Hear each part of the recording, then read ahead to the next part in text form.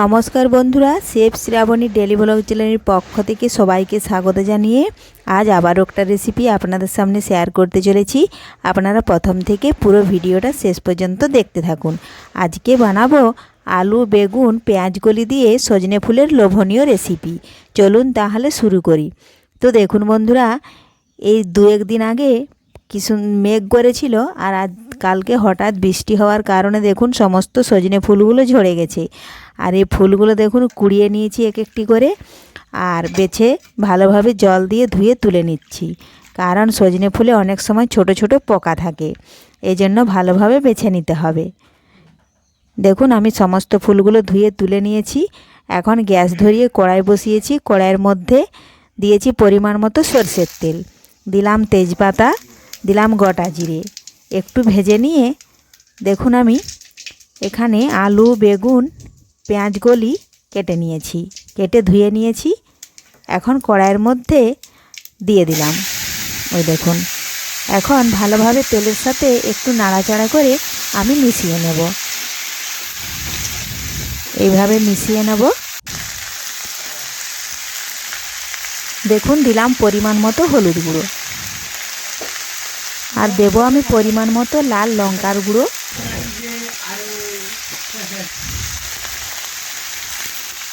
দিলাম স্বাদ মতো লবণ। এখন ভালোভাবে নাড়াচাড়া করে একটু মিশাতে ভেজে নেব। তার আগে যদি কোনো বন্ধু আমার চ্যানেলে নতুন হয়ে থাকেন, চ্যানেলটি সাবস্ক্রাইব করে বেল আইকন হলে সেট করে দিন সবার প্রথমে আমার রেসিপি পেতে। এ দেখুন আমি ভেজে নিয়েছি। এখন ফুলগুলো দিয়ে দিলাম।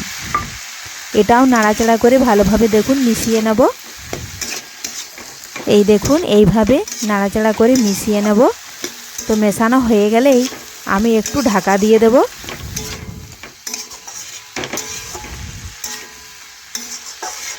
খুবই সহজ একটা রেসিপি।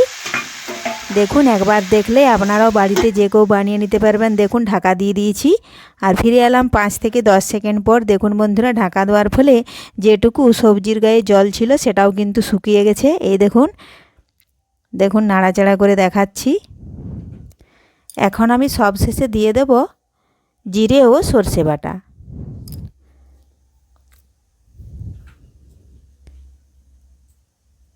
এই দেখুন জিরে ও সর্ষে বাটা দিয়ে দিলাম। এখন এটাও ভালোভাবে নাড়াচাড়া করে মিশিয়ে নেব। আর সামান্য পরিমাণে একটু আমি জল দিয়ে দেব। আগে মিশিয়ে নিই জিরে সর্ষে বাটা নাড়াচাড়া করে। আমি এখন বেশ কিছুক্ষণ ধরে একটু রান্না করে নেব। আর আপনারাও বাড়িতে খুব সহজে এইভাবে সজনে ফুল থাকাকালীন একবার আলু, বেগুন, পেঁয়াজ কলি দিয়ে এই রেসিপিটা একবার বানিয়ে দেখুন। দুপুরের গরম ভাতের সাথে খেতে কিন্তু দুর্দান্ত স্বাদের হয়।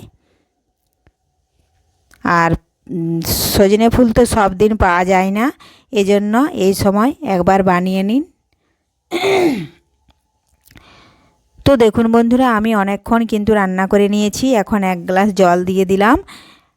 জল দিয়ে এইভাবে একটু নাড়াচাড়া করে দিচ্ছি। তাহলে আলু, বেগুন যেটুকু সেদ্ধ হতে বাকি আছে সেটাও কিন্তু ভালোভাবে সেদ্ধ হয়ে যাবে। একটু আমি প্রথমে ফুটিয়ে নেব। এই দেখুন বন্ধুরা, ফুটে গেছে। এখন আমি একটু ঢাকা দিয়ে দেব, তাহলে আলু, বেগুন ভালোভাবে সেদ্ধ হয়ে যাবে।